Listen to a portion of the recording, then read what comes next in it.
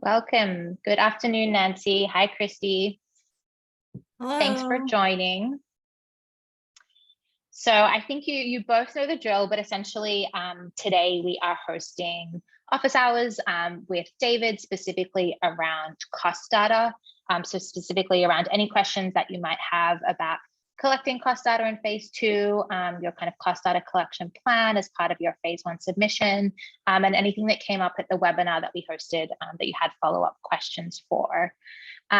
This again will be structured in the same way as our previous office hour session. So essentially we'll be here for the hour. You're welcome to come and go as you please. And then again, we are recording the session. And again, you're welcome to have your camera on or off, depending on what you feel comfortable with. We will also be posting a recording of this session on challenge.gov as well. Before we jump into questions, I did just want to share too, in case you missed it, we have made a slight revision to the submission requirements for phase 1. And this is essentially to give entrants a little bit more time to finalize the school acknowledgement form. So we've got more information about this requirement on the FAQ page. So I suggest you take a look at that. We can pop a link in the chat so that you can click through there, but just wanted to flag in case you missed that notification on challenge.gov. So with all of that, I will hand it over to you. Marjorie and Nancy, you're welcome to just jump in with any questions that you might have for David. I'll start. When I've looked into cost analysis, this is something that's new on one of the grants that we're working on right now with IES, having to include this, a cost analysis. And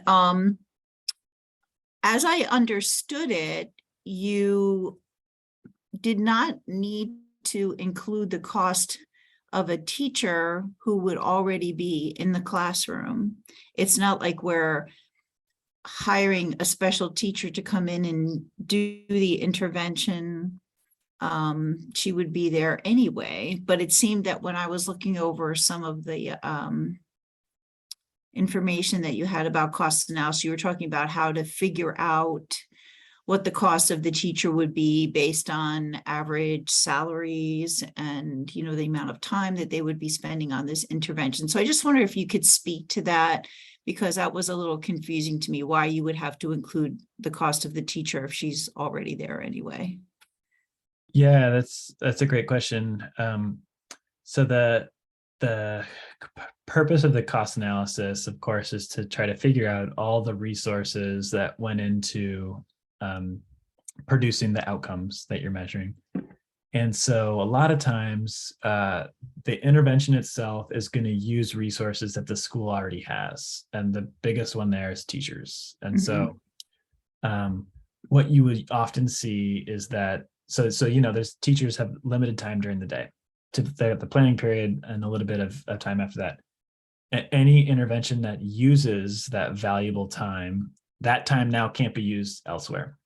And so for the planning period and the before and after school, that's time that the schools have paid for of the teachers. It's contracted salary work time that the districts allocate as a resource. And so most interventions require some time of teachers to get training and those sorts of things. And so if you're doing a cost analysis of an intervention like that, it usually requires some amount of teacher time.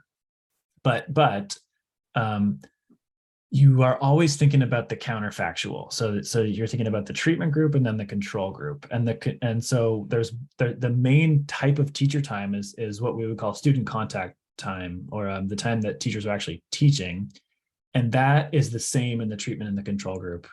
And so it's not a cost to say that all the time teachers spent with students, that was going to happen anyways. And maybe under your intervention, it's happening a little bit differently, like they're using a different curriculum or a pedagogical strategy.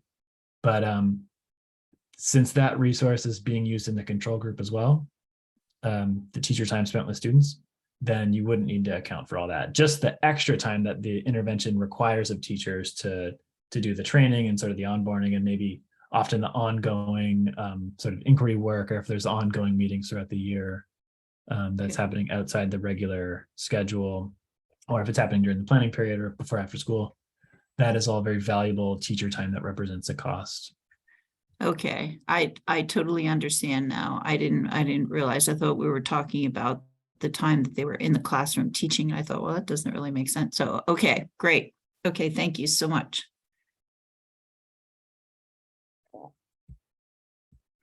I'm just going to jump in quickly. I see a few people have joined since we started, so welcome.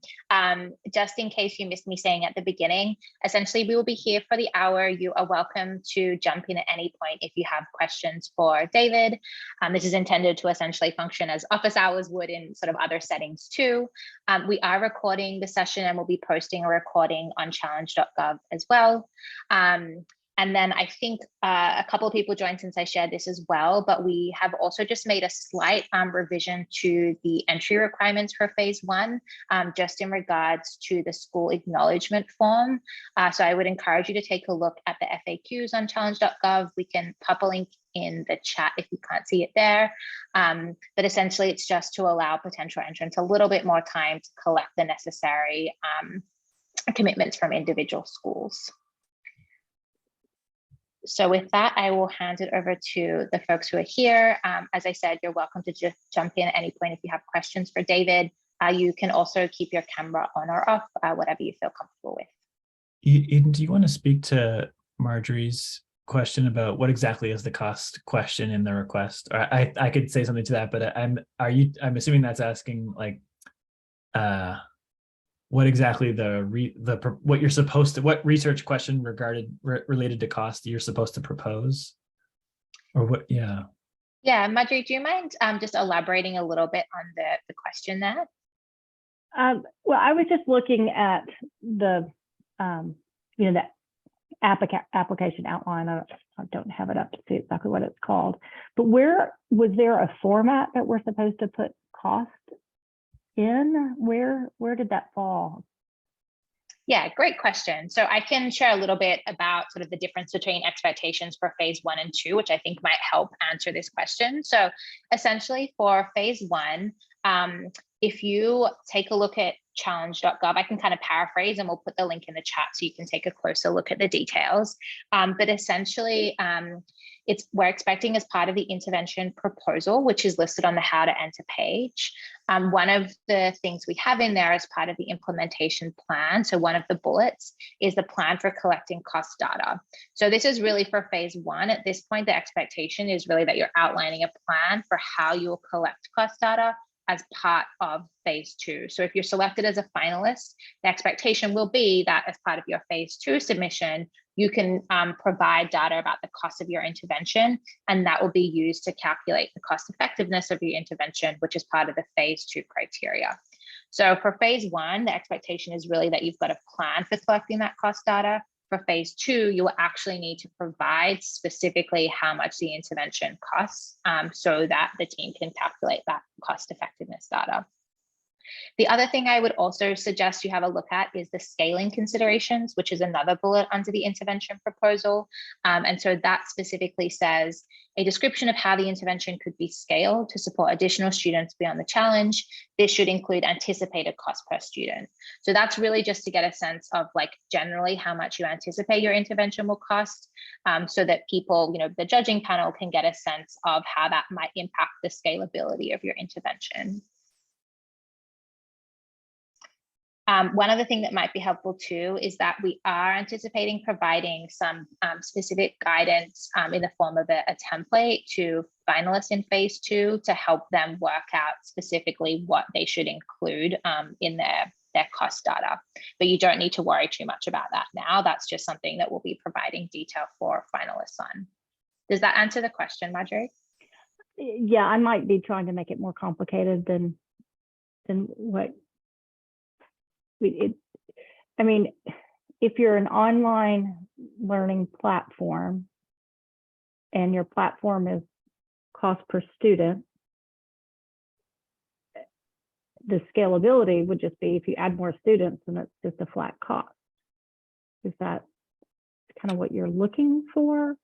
Yeah, a lot of times it seems something is cost-free, something is described as cost-free, but maybe it requires, if you were going to scale this up to, let's say you're moving into a new state or a new set of school districts, usually there's some personnel time or some kind of like efforts that would need to be expended in order to scale this thing up.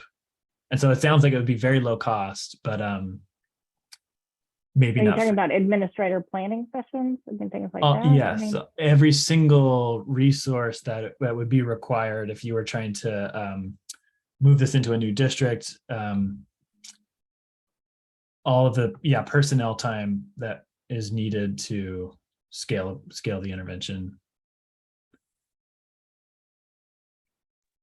Okay. So one other thing that might help there too is if you haven't already had a close look at the phase 1 selection criteria. So there's a specific scalability criterion there, which is the extent to which the intervention could be scaled to other schools and settings with reference to factors such as cost and generalizability. So I think that would play in, you know, Marjorie, to your point, if you're expecting to like expand this, as David said, everything that would be involved in supporting that scaling should be considered there.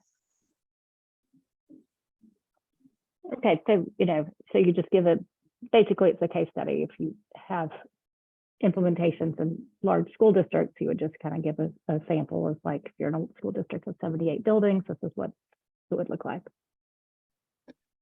Yeah, and then, so that part of the proposal where you're talking about the scaling, what would be involved in scaling, there's that part, and then there's this other part where you have to tell us your plan for conducting the cost analysis.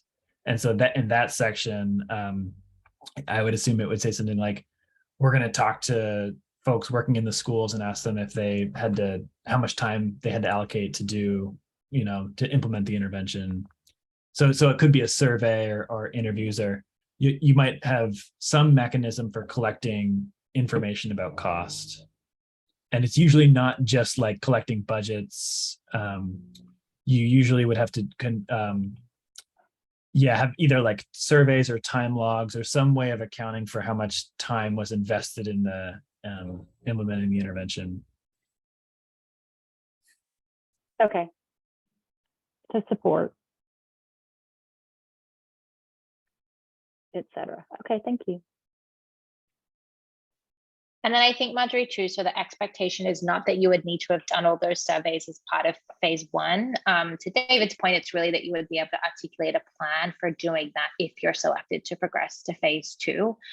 For phase 1, I think if you take a closer look at some of the pages on challenge.gov that I referenced, it's really, you know, anticipated cost per student. So it's sort of like your best estimate at this point with reference to everything that you know now.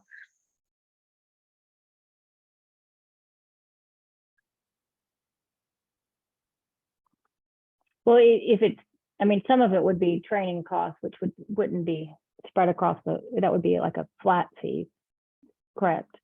Whereas, you know, administrative, you can train a lot more teachers per student, kind of just depending on the size of the implementation. Yeah, training costs often come up as a necessary to implement the intervention. And so were you saying that might be, you were saying that might be included as part of your plan, your data collection plan? Right. I mean, I was just making an example, and you know, the training costs, the larger the district, you can still accommodate a lot more teachers for the same price. So that's more of a overhead cost, if you will, whereas the price per student would be a direct subscription cost. Okay, thank you. Yeah, so one thing to avoid is to say in your proposal, we're going to figure out the cost of our intervention by just using the subscription cost or the license. That's going to be our cost of the intervention, is whatever the license fee is. Or we're going to look at the budget and determine it from the budget. Those are the things you want to avoid. You want to have a plan for collecting cost data that would usually involves asking people about their time allocations. It's hard to imagine an educational intervention that doesn't require people to implement the intervention. So that's often us. Exactly. So, but I was just saying that the the startup cost for a tech department in a large district is the same as it is in a small district. Okay. Yeah. And economies of scale are something that, Exactly. are good. Okay. I'm following you now.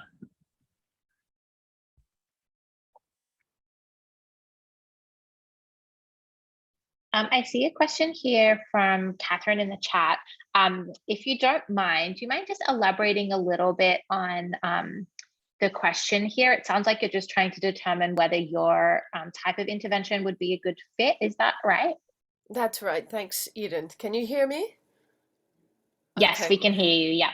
Oh, sure. Well, Screen 360 TV was developed at Stanford's Graduate School of Education, and we have tested it in scholastic environments as well as home environments, hospital environments, and refugee orientation cases. Using international film, and I have developed, this is the 5th International Film Festival for Young Audiences that I've developed, and this one we are developing more closely with curriculum. So we're using international films as learning tools to develop cultural literacy and to introduce young people to a travel-like experience, to gain objectivity and independent thought and engagement with their international peers with whom they share the earth. It was suggested to me to apply to IES, and I have not yet seen a place where learning and cognitive technology fits yet. Can you recommend where it might? Yeah, good question. So I work for a company called Luminary Labs, and we've specifically been engaged by IES to run these 2 specific challenges. So one is the math prize and one is the science prize. The math prize is specifically focused on math interventions, digital interventions for upper elementary students with or at risk for disabilities that affect math. And then the science prize is specifically for middle grade students with low performance in science. They do have 2 particular focus areas. Based on what you shared, I'm not sure if there will be alignment here, but I would encourage you to take a look at the 2 links.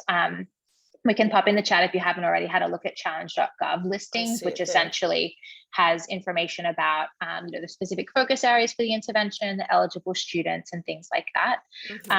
So I can only speak to these 2 particular projects that we've been engaged by IES to run. If you like, we can pass along your contact information to the team at IES. They might be able to share a little bit more about other grants or challenges or things that could be a good fit for your program. But as I said, the 2 that we're here to talk about today do have pretty specific focus areas. Yeah, it sounds like it doesn't quite yet, although we are looking at the cognitive science, and at some point we would like to have a student group working with us and helping us select films, etc. What NSF is looking at right now is the cognitive piece. And got it. Yeah. All right. Well, I thank you very much for answering that. And I would, if I could leave my contact information. Yeah, we should have it. I believe you registered for the session online, right? Yeah, if you're comfortable, we can pass along your email address that you registered for, and then suggest that someone gets in touch with some information on where you might be able to find out about other IES initiatives. I would really appreciate that. Thank you. Of course. All right. I'm happy to give if I need to send a note to say that's okay, I'd be happy to do that. Got it. Okay. Yeah, I think if you're comfortable, I should have your email address here. So verbal agreement should be fine. I'll pass it along to the team. Okay. Thank you. And then I will sign off. All the best. No problem. All right. Thanks for joining. Bye-bye. Thanks, Catherine. Take care. Hello. I have a question. My name is John Ramo. I'm CEO of Boulder Learning, and we have a program called the Help Math Program that was funded by the Ready to Teach grant and was used in 28 states, but it's not being used right now because of technological changes. We need to upgrade it to HTML5 from Flash. And I was wondering what the rules would be for submitting a proposal for a program that's very highly effective. It was the research was accepted without reservation by the What-Works Clearinghouse, and we were seeing 70% increases in proficiency gains as a result of using it. And I was wondering if it's not being currently used in schools now, is that not appropriate then to submit a proposal? Yeah, great question, John. I can jump in on that one. So there is not a requirement that something is currently being used in schools, but the timeline is pretty tight for this. And the expectation is that intervention providers will be able to implement it in schools or out of school time programs, if that's appropriate, in phase 2, which starts in November. So essentially the expectation for phase 1 submission is that an intervention provider would be able to demonstrate they had commitments from school districts or networks who are willing to have the intervention implemented during phase 2. So you do not need to be implementing it now, but you would need to be able to kind of formalize those relationships and be able to implement it from November onwards. Okay. I should clarify one thing there. The timeline is just between November and April. You can implement it anytime during that period, but it just has to be done between those months. Okay, well, that's possible. And what is the phase 1 funding? How much is that? Yeah, so are you, I don't know, you may have said this at the beginning, are you looking at the math or the science prize? Math. Math, okay. So the prizes in phase 1 are the same for math and science. So it's $25,000 per intervention provider, and up to 5 will be selected to progress to phase 2. And then in phase 2, the grand prize is $500,000, the first prize is $150,000, and the runner-up is $75,000. Okay, all right. Thank you very much. You're welcome. And then just one other quick thing I didn't share before. The one other factor to consider with the schools is that the schools do need to be implementing the NWA math growth assessment for math because that's what will be used to measure the student growth. So if you are looking at partnering with potential schools or reaching out to districts, you just need to make sure that they are using NWA. The NWA team can help you match with schools if you need that support, so you're welcome to reach out to them. The only caveat there I would flag is submissions close on the 30th, so the timeline is getting pretty tight in order to identify schools and formalize those commitments. Thank you. You're welcome.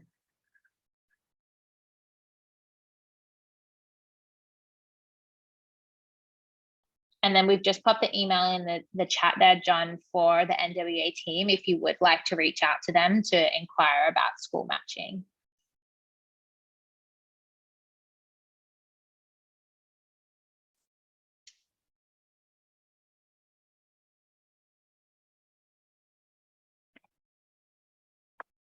I have a question about the description of eligible students in Sure. the questions. Your request said a description of the students intervention will support, including how it has been designed to meet their specific needs. That's okay. This should also include an overview of how partner schools will identify students who have or at risk for a disability that affects math performance. But the math prize key definitions have already specified how the schools will identify those students. So I don't know how to respond to that question because the math prize already said that the partner schools will identify students in 3rd, 4th, or 5th grade with a risk or disability that affects math. That would be an IEP goal or so forth. So yeah, that's a really good question, Marjorie. So the reason that we have that in there is that the way that we have defined eligible students is we've essentially said there are 3 ways that students may be identified as having a disability or being at risk for a disability that affects math. So the first one, as you mentioned, is having an IEP with goals that relate to math. The second is that they're enrolled in a tier 2 or tier 3 intervention in multi-tiered systems of support. And then the third is that if a school does not use either of those two, they can use their own well-defined identification system.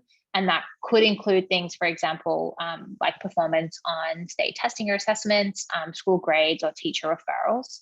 So what we're really looking for here is just an explanation of which of those three identification processes your partner schools will be using. Okay, so since we all recognize the challenge at the beginning of the school year, we're having a hard time getting commitments from the school year. It's hard to address that question unless we have schools that have currently signed up. Right. Yeah. No, I appreciate that. I mean, I think we've definitely heard that feedback from folks, which is why we have extended that requirement around the school acknowledgement. I think that, you know, we are still expecting people at least have district or network commitments by the end of phase 1. So I think the extent to which it's possible to speak to your contacts at the district or network level to get a better sense of the systems they may be using in their schools. Obviously, the more detail you can include, the better. I do know the expectation is that they'll get into a little bit more detail about this in terms of the random assignment plan, which will come later if you're selected to progress to phase 2. But I think the extent to which you can work with the districts or networks that you're planning to partner with and find out more about the identification process they're going to use, and then the more detail you can include there, the better.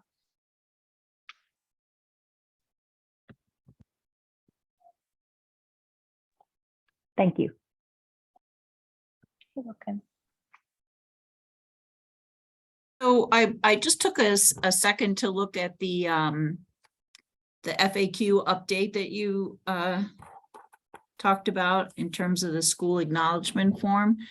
So just to be sure I understand, because I know there's more than one school form. So with phase 1, we need commitment from a district, but not from specific schools by September 30th. And then if you are chosen, then you would within a week have to come up with those schools to actually receive the prize. Is that what you're saying?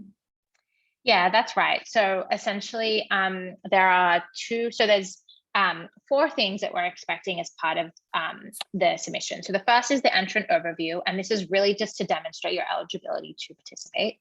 Then the second is the letter of commitment, and this is from districts or networks that are essentially committed to being your partner if you're selected to progress to phase 2. And so that's called the letter of commitment, and there's a template on challenge.gov. The next upload is the intervention proposal. And so this is really where you're describing, you know, your intervention. So that's the bulk of the submission. And then the fourth one is the school acknowledgement from participating schools. And so this is the one that we've made a little bit of a change to the timeline on. So if possible, we would still encourage you to include this in your phase 1 submission. And this is essentially a document to demonstrate that individual school leaders in the district who have done the letter of commitment are also aware of and agree to participate in the challenge. So we essentially want district sign off in the letter of commitment, and then we want individual school leaders, and that could be principals or sort of another authorized representative, to fill out the school acknowledgement form. It's relatively straightforward. It's nowhere near as detailed as the letter of commitment. So essentially, we just want them to fill in like their school, their name, their email, and then just tick that they acknowledge, you know, what is required, and that they've consulted with their district or network. So just given some of the feedback that we've heard that it's, you know, beginning of the school year and school leaders are really busy at the moment, we've extended the deadline for just that one document. And so, as I said, you're still welcome to include it as part of your phase 1 submission if you are able to collect all of the acknowledgements from individual schools in time. If you're not able to do that, then you do not need to include it in your submission, but you will need to provide it within 1 week of being notified if you're a finalist. So it will still be a requirement in order to progress to phase 2 and receive prize money. Okay, so would you want a partial list Is it, or would you rather have them all at once? Yeah, it's a good question. I will say that it will not impact scoring. So, it doesn't really, I think it would probably honestly be easier just to do it all at once and Okay. submit it later if you are selected. Okay. I don't think there would necessarily be a benefit of just submitting a partial list if you're still waiting on folks, Mhm. because yeah, it will not impact your score in any way. Okay, great. Okay, thank you. You're welcome.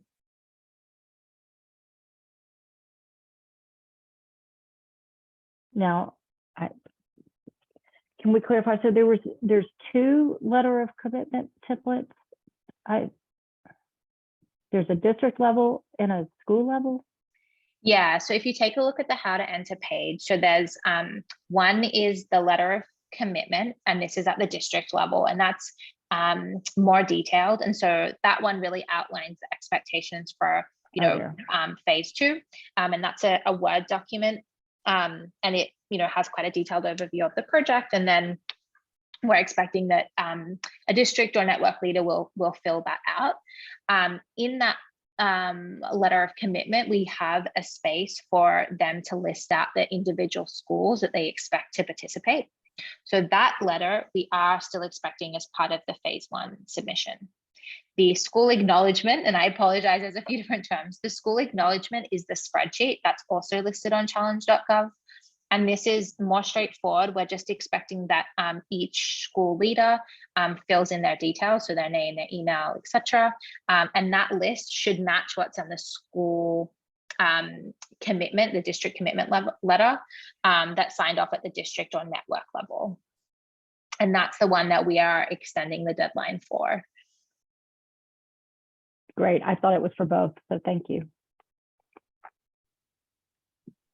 You're welcome.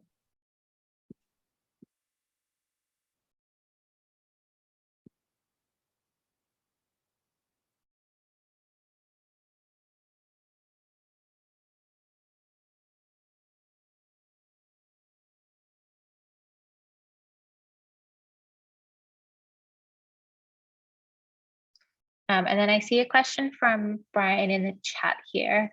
Brian, do you mind elaborating? Is that in regards to what we were just discussing for the math student eligibility?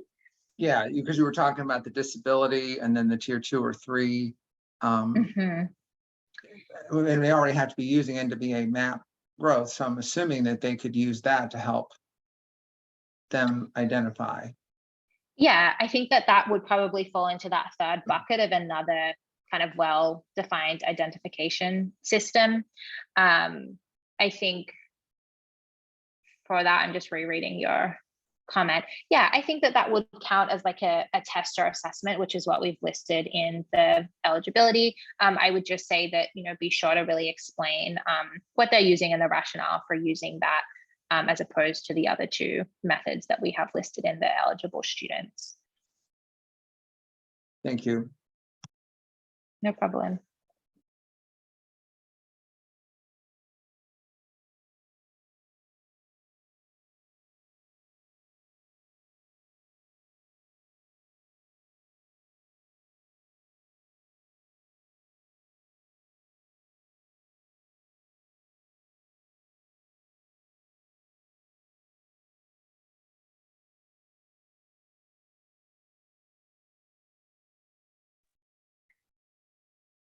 Any other cost questions for David?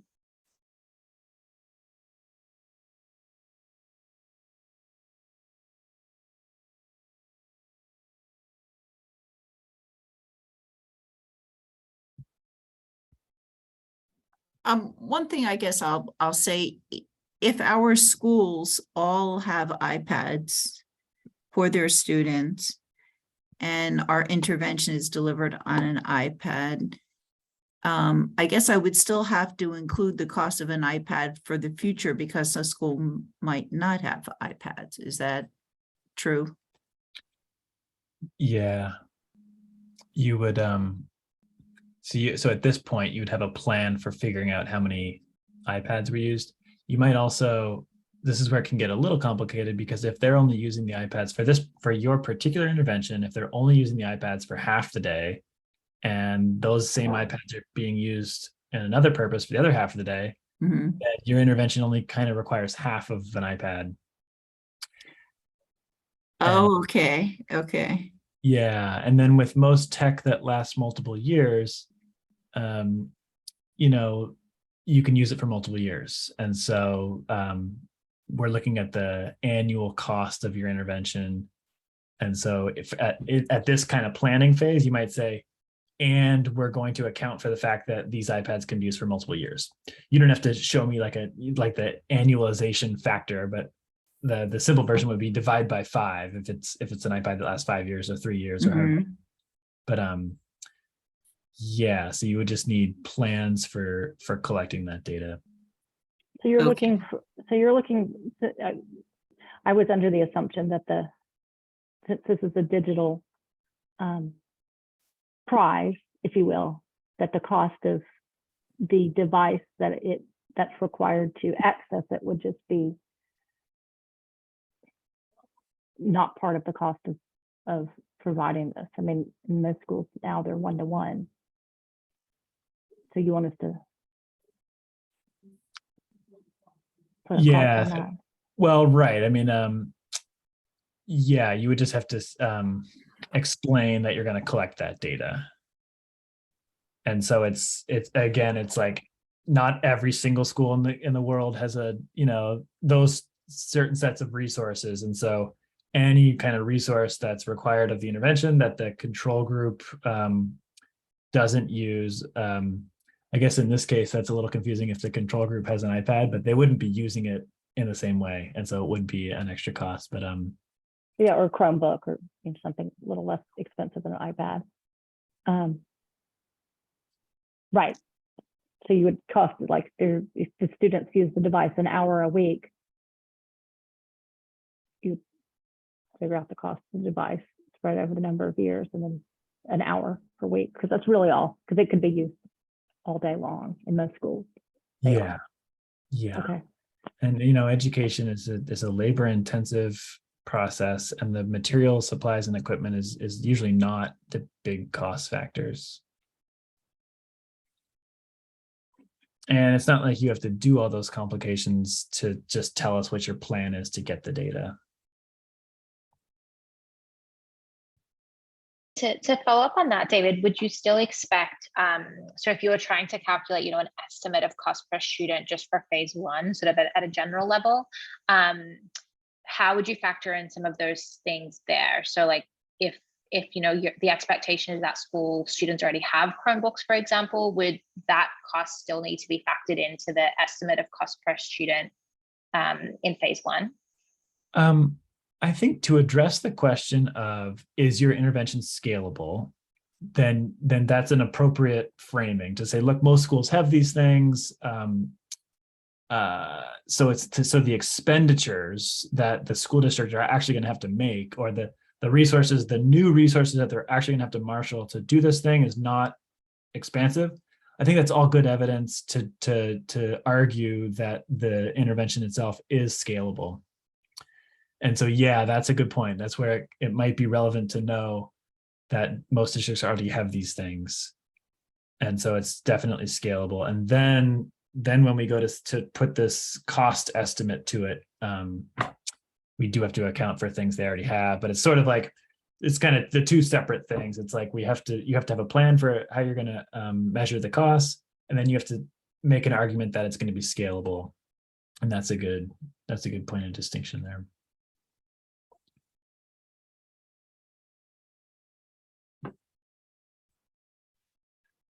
And then just one other follow-up there, because I think Marjorie raised some interesting points. The other one was to the point of if they're only using the device for a certain period of the week for a particular intervention, and then they're using the device for other purposes the rest of the week, how do you factor that into estimated cost? Yeah, so it would be kind of what you would imagine, which is you're trying to figure out the portion of the equipment, or let's in this case iPads, that's being used for this intervention. And then so you'd only have to identify that piece of it. So if it was just one day a week, it would be a lot less than if you were assigning the equipment. Only one person could use the one iPad. So what I would do is, if I was trying to just say at this stage, if I was trying to come up with a plan for cost analysis, I would say we are going to we're going to have an interview or a survey. We're going to have some way of collecting information about how often the students used the iPads, so that we know how much of the cost of the iPads to apportion to the intervention. So I would have some way of figuring out how many days a week are they using the iPad, and it doesn't have to be down to the second, but a ballpark figure. So if your program collects student time on task, then it's already there. Yeah.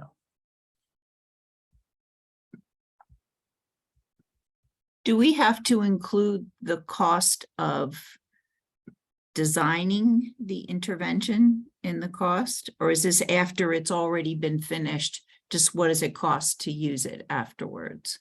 That's a great question. Most of the time you can leave off the investments that it took to start the intervention, particularly if those investments are going to last the entire life of the intervention. Like, we could be doing this intervention in 20 years and that those investments have already been made. In most cost analyses, though, you often will have startup costs and ongoing costs. And the startup costs would be those things like the onboarding. When you go to a district and you're implementing it, there's often stuff you have to do the first, like a summer bridge program or something that once we get this onboarding training done, this could last 3 or 4 years. Of course, you're not going to be implementing it for that long for this particular study, but so to answer your question simply, no, the initial investments to create the product, you can leave that off. Okay. But the little caveat is just that there are some upfront costs sometimes that are required. Each time you scale up the program in a different context, you have to sort of do this onboarding, and that can be an upfront cost that's different from the ongoing costs.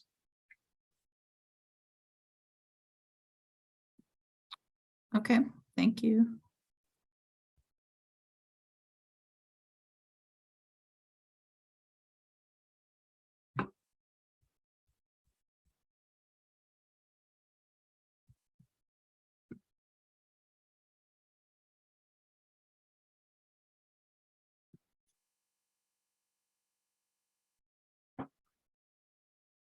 Any other questions for David, or any other questions just about the challenge logistics more generally?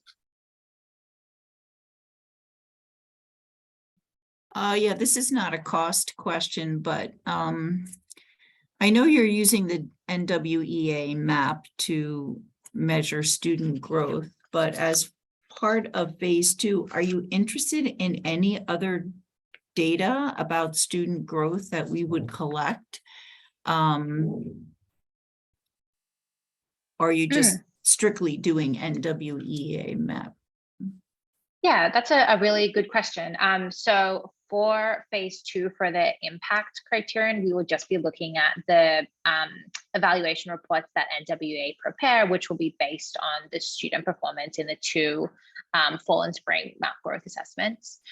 One thing I will say for phase 1 for impact is, and I can get the criterion up so I don't say it incorrectly, but there we're really looking at evidence of potential impact. So if you had additional data, maybe from implementing it previously, then we would definitely encourage you to submit that as part of your phase 1 submission. That doesn't need to be from NWEA. That could be from other assessments or research and things like that. And I'll get the wording up just so that I get the criterion right. So yeah, so it's the strength of the evidence demonstrating the potential for the digital intervention to improve math outcomes, specifically in the area of fractions for students with or at risk for disability that affects math performance. So obviously that's for the math. For the science prize, it is similar just for the relevant students in the science prize. So if you had additional evidence or data for phase 1, we would definitely encourage you to include that. But for phase 2, we would just be looking at the NWEA assessment data. Okay, save the other information for a paper that you write. Yeah, I mean, like, it's an interesting point. I think like the evaluation will be really focused on looking specifically at the impact in the assessment for phase 2, but I think they will be kind of more broadly interested in a couple of other things that I know is of interest to IES. So there might be some more learnings to glean there too. Right.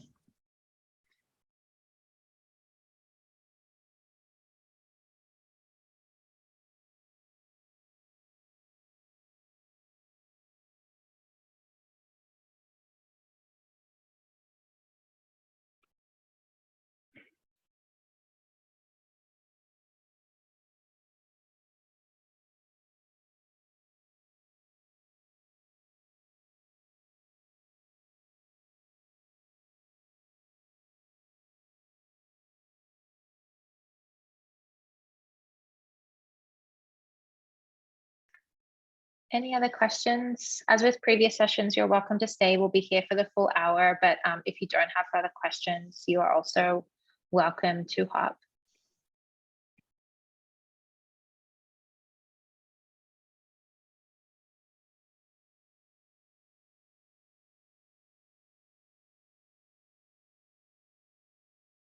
I will just say that I really appreciate you giving us that extra time with the school acknowledgement forms, because that's huge.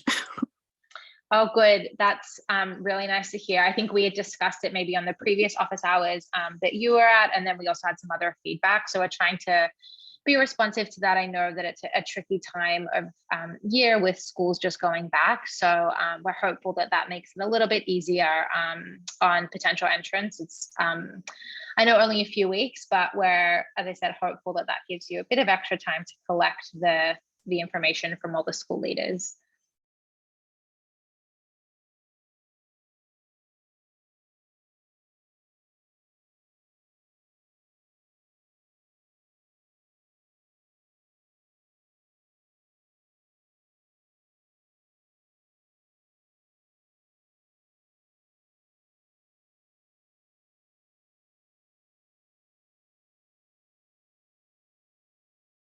Well, thank you for your time. Thanks, Marjorie. Thanks, Brian. Appreciate you both joining. Best of luck on your submission. Mhm.